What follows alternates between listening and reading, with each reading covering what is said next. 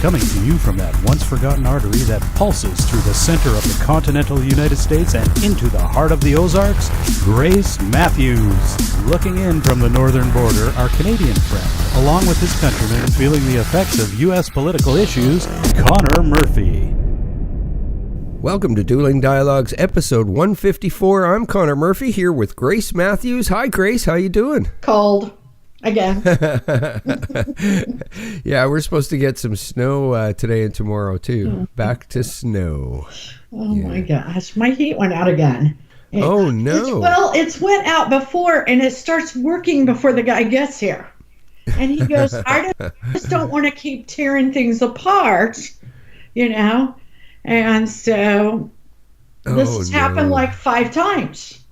That is not fun. Yesterday, it finally went out, and he says, it's the pump. Oh, okay. So I'm getting one today, but it's cold right now.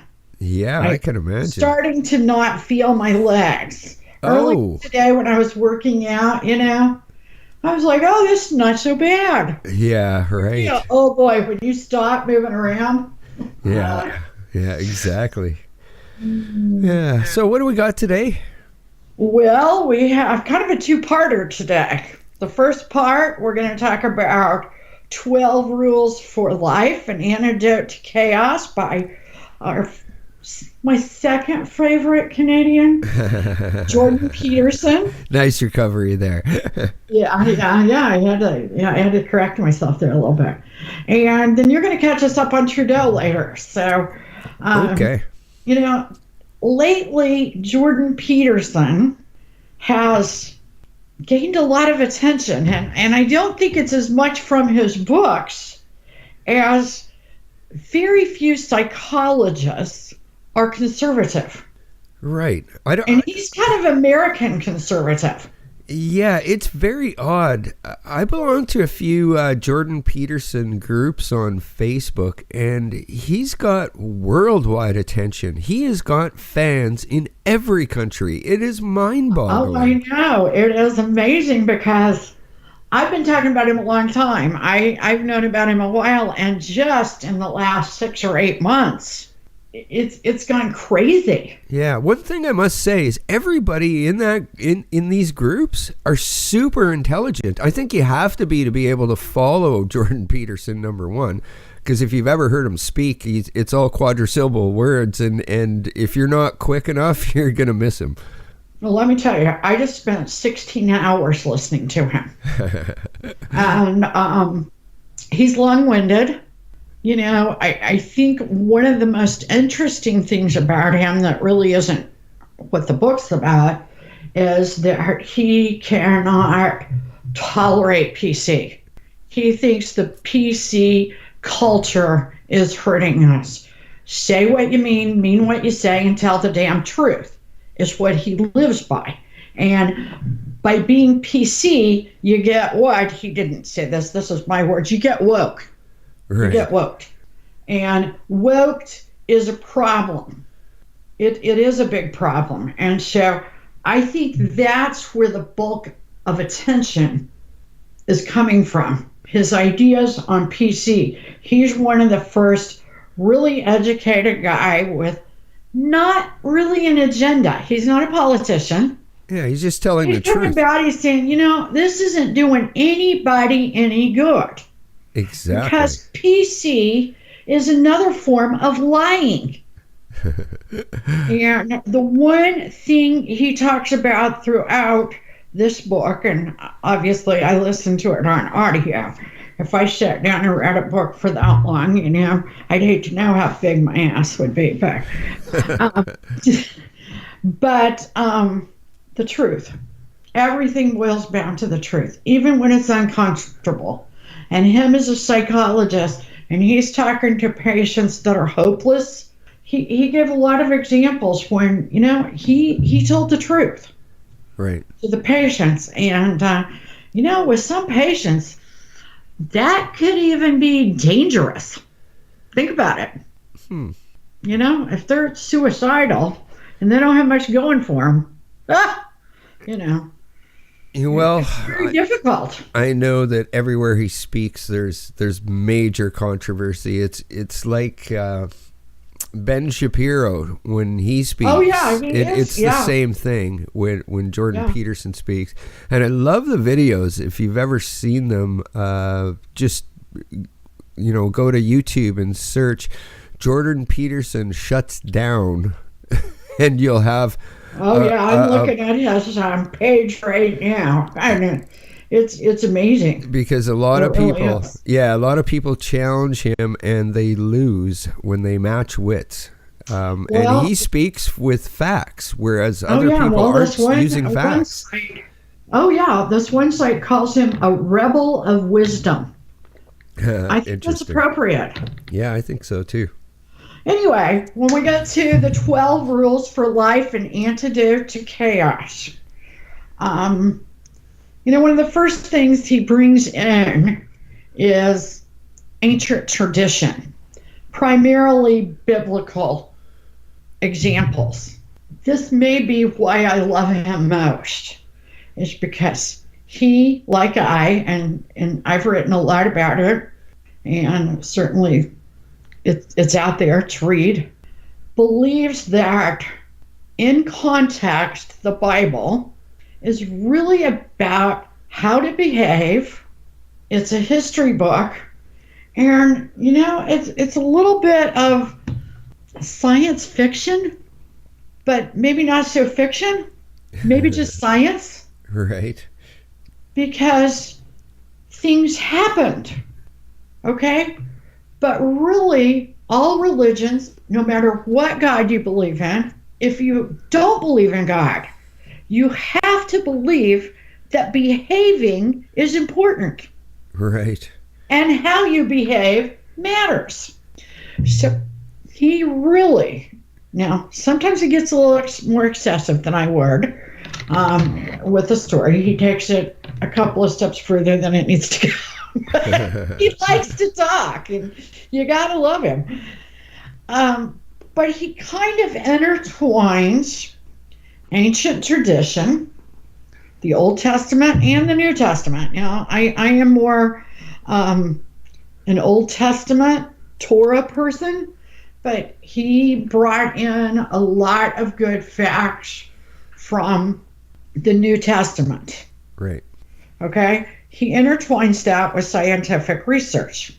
Okay? Okay. It is very well done. He even brings in other, more, or I guess I should say less popular religions, at least for the United States and Canada. He talks a bit about, Buddhism, Hindu, Islam. Those are intertwined in there too. But they're all alike. Right. In one very sense, similar. It's how to behave, and it's amazing all the murder and crazy crap we've done in the sake of religion for something that we're so close. And, the differences are so small. Yeah. Oh, the religious end of things is what caused most of the wars. Absolutely. Absolutely. We have killed more in the name of God than anything else. Exactly. And you got to wonder, if you believe in God, you have to believe that all people are his people. You're killing his people. Yep. You can't imagine that God would want you to kill his people. Yeah. So talk about hypocrisy.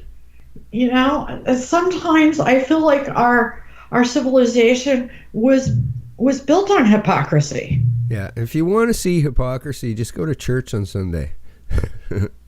That's true. And, it's very interesting. But okay, so to get in some meat and potatoes about what he talks about, I just want to bring up some points that I think everybody will like, and I highly recommend reading his book. I would recommend it in the audio because it is so long, but you could do one of the 12 a day and it wouldn't be that bad. And you can definitely do other things when you listen to the audio, but he points out that happy does not equal good. Now think about that. There's lots of things that make us happy. Are they necessarily good? Yeah. Bad for us, most of them. Yeah, a lot of things that make us happy, even a lot of people that might make us happy, are actually bad for us. Yeah. So when people say things like, I just want my kids to be happy, he talks about that's really nonsensical.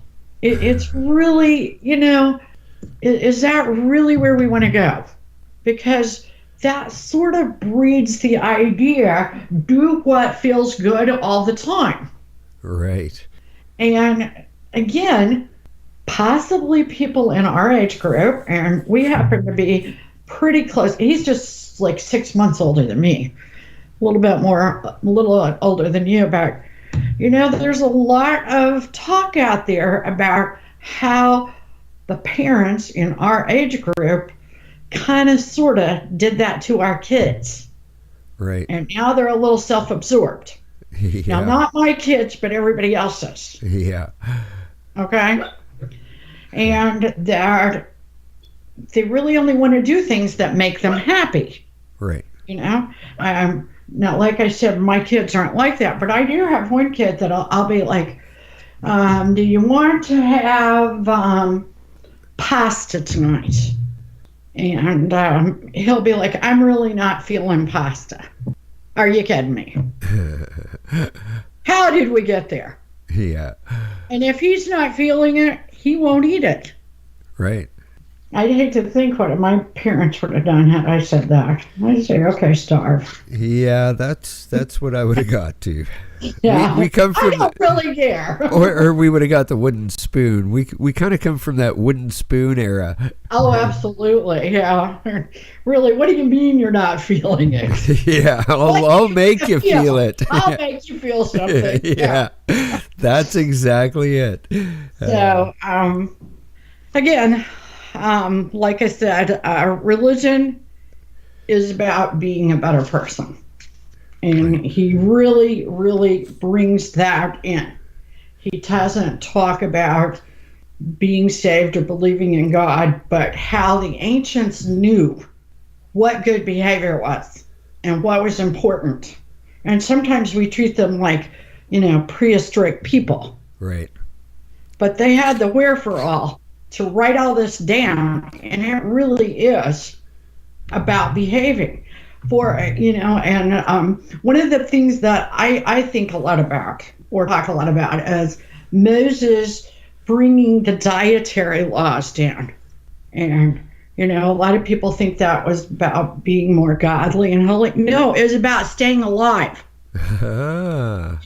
Pork was a really bad, wormy-ass thing to eat back then. Right.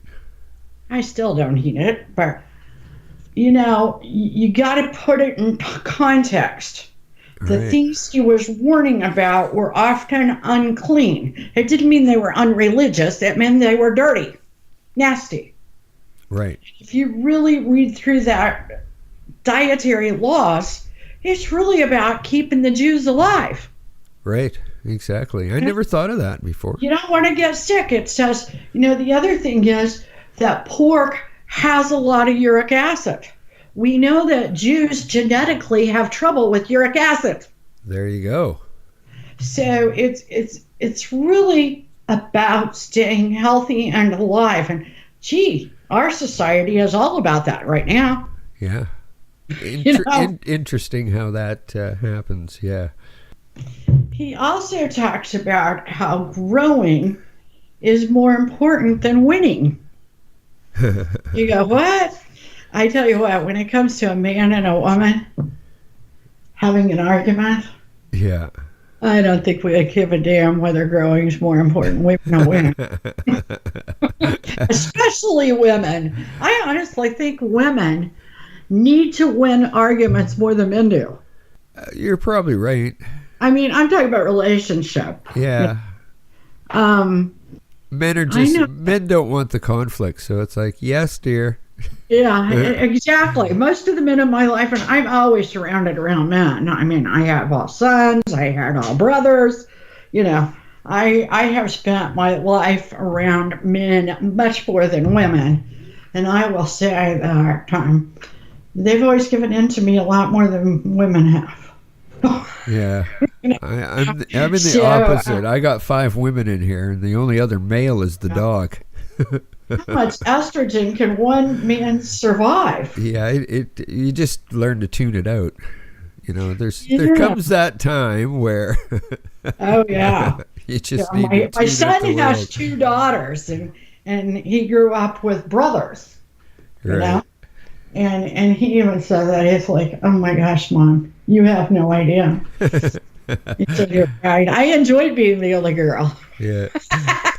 But anyway, talked about frustration being dangerous.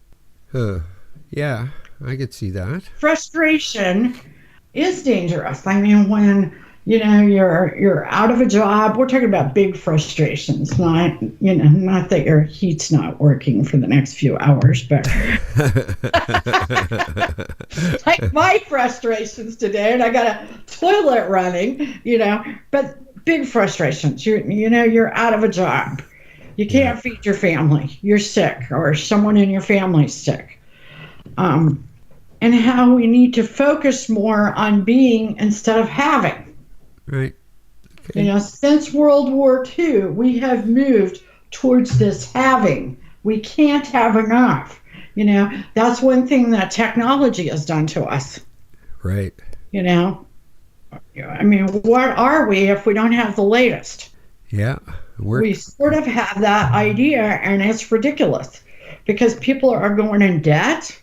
People are committing suicide over not having the money to have the latest items. Right. Suicide is at an all-time high. He also talks about coping is not nearly as easy as violence. Violence and aggression are innate. They're easy. And when you really give that some thought and you hear him talk about it, it makes a lot more sense than we would like for it to make. Right. He also talks about parenting, and I thought this was pretty funny, but true. Don't let your kids do anything you hate. Because you don't want to hate your kids. I think there are a lot of people out there that hate their kids. Yeah, well, they love their kids, but they hate their kids. Well, they say that 94% of the extreme left activists in Europe all live in their parents' basement. By that point, you're probably hating them. Yeah. Oh, I can imagine. Little kids.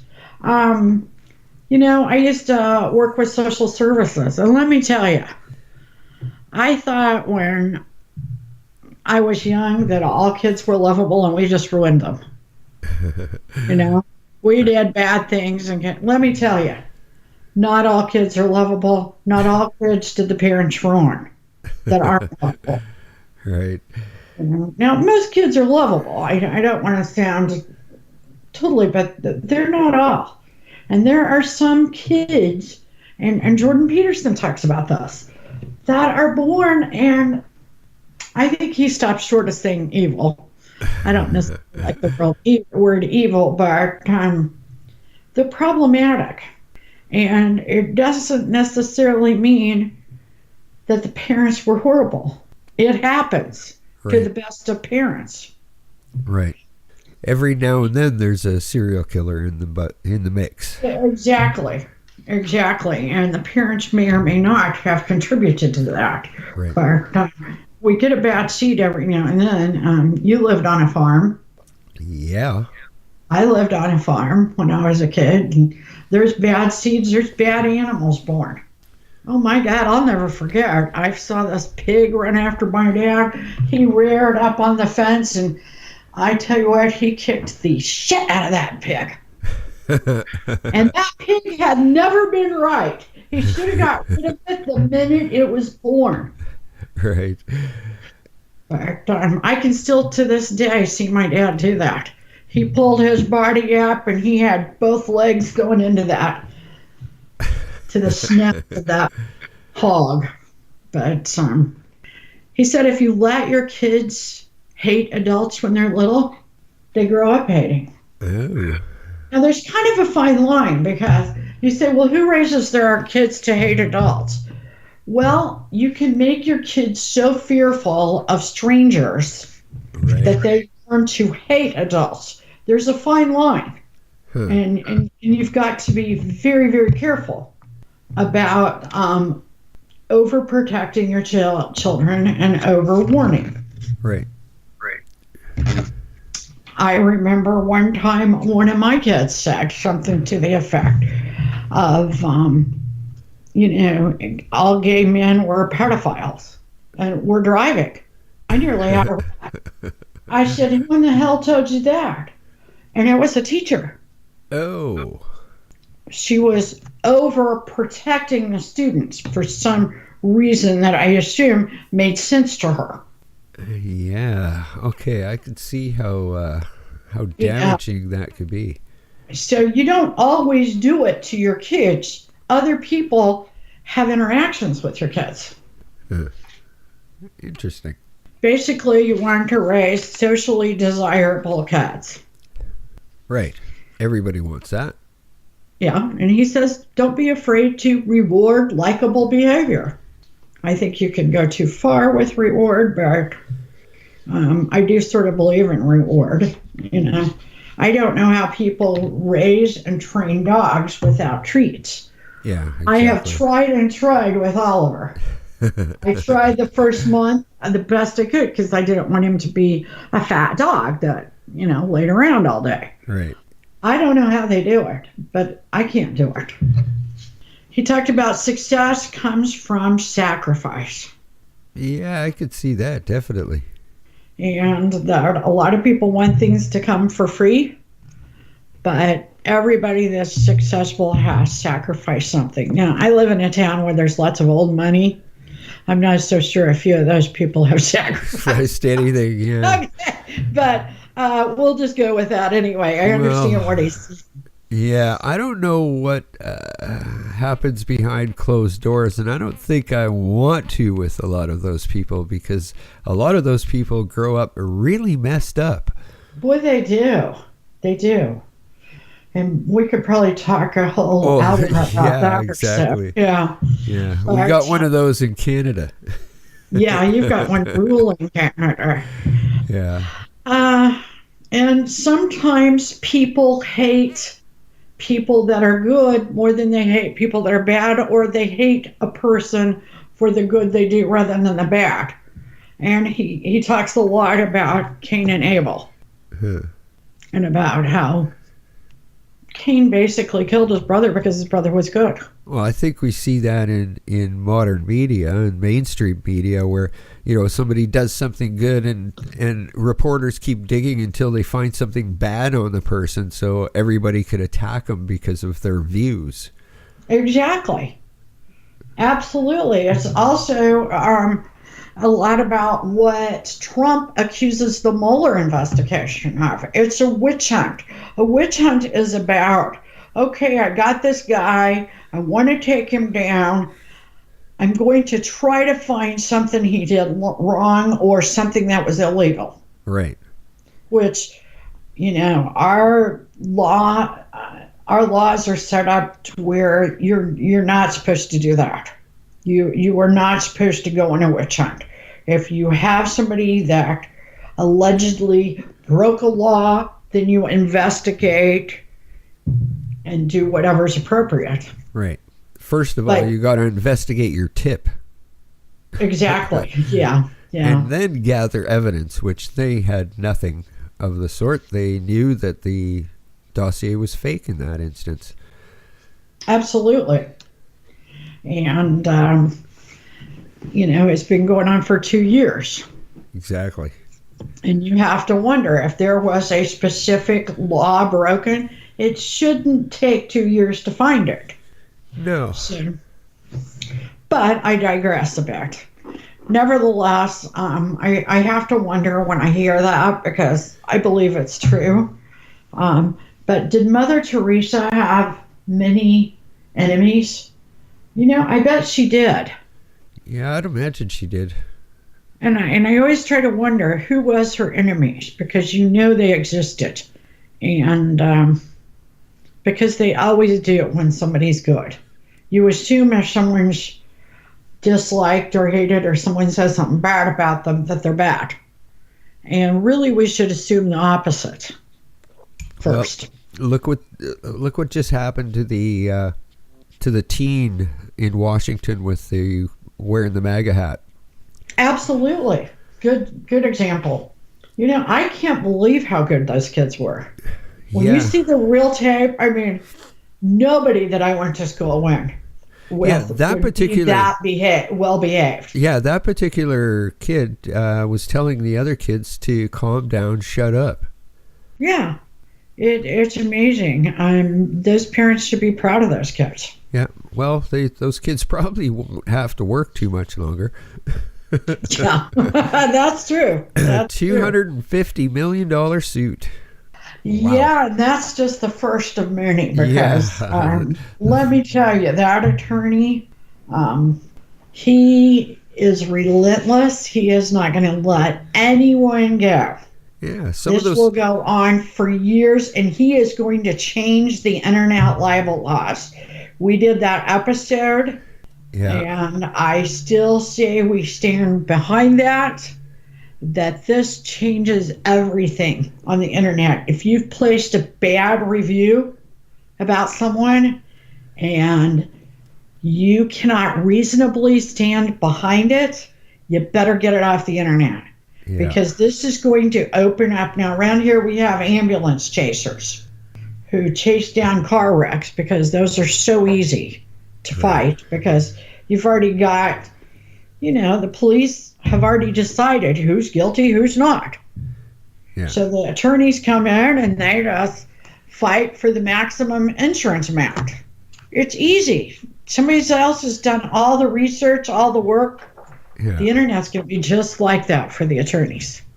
And so if you've got stuff out there, take it down. You better get it down. And you better think twice about what you do in the future. Yeah, go back and look at your Halloween costumes from 30 years ago. Absolutely. The internet is, it's like everybody says, it's the best and the worst thing that's ever happened to us. Yeah, exactly. So, but he also talked about, I guess I'll bring up one more big thing. I've got a lot more I could bring up, but being a victim of the loop. And the loop is where you have a negative behavior and it keeps being reinforced. I don't know. Have you ever been around somebody agoraphobic? They don't really like to leave their house. Yeah. And they say, well, every time I leave my house, I get sick. Right. And so they go out to the mall one day and they catch the flu. So it reinforces that loop. And it's a continuous cycle. Right. It's neurotic, but it sometimes can be reinforced. Right. He spends quite a bit of time on that. And I think the moral of that story is that some things aren't exactly what they seem. Someone that seems lazy can be unworthy. Someone that seems lazy can be scared to death of going out. Right. Some people hate themselves, yet they seem depressed. So sometimes it's about breaking a cycle or a loop. Oftentimes these people live what he calls life lies. They make their life fit what they need for it to be, to compensate for self-hating, right, laziness, or unworthiness. And he goes into a lot of that. He has a daughter that is sick. She has a juvenile rheumatoid arthritis. And they have absolutely been through hell with that kid since she was, I believe it was 6 years old. So if you think this is a guy that doesn't know what it's like, he has not lived a charmed life of a scholar. Right. You know, he grew up in a very difficult part of Canada. It's cold, you know. Yeah. The land is hard on you. You know that. I didn't take it. I think that he grew up in a professional family, but yeah, he lived in a community where there were a lot of hardworking labor type people. He certainly has worked a lot of those jobs. He married his wife from his hometown and then finished most of his degrees, so he had a family. Wow. They've been married more than 30 years, been together through thick and thin. And like I said, then they've had this sick child. Right.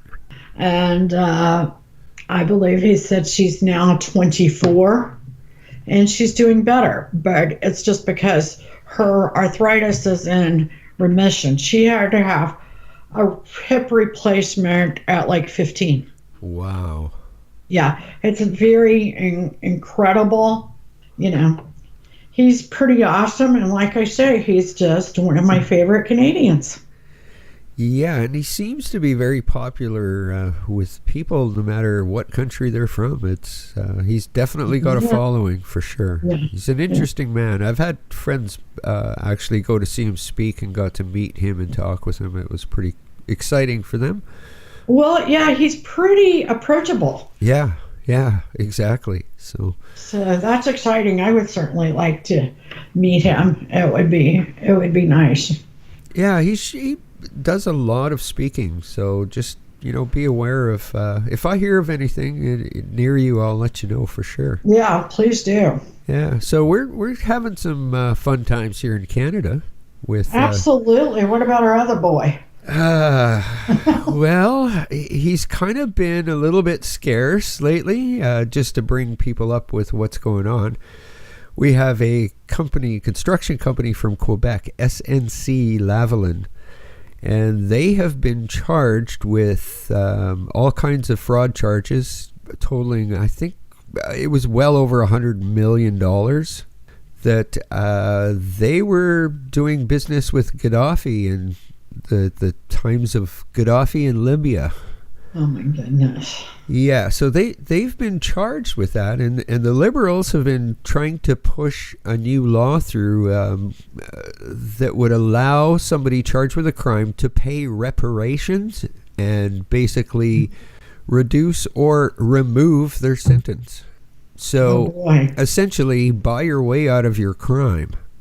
Yeah. So, that was a big one. Reparations, though, that can go two ways. I mean, I certainly don't want to have to go back and pay for things my family did, which is the reparations we're talking about in the United States. Yeah. But in this case, with this company, that's interesting. Well, the thing with this company too, SNC-Lavalin, is they're big contributors to the Liberal Party.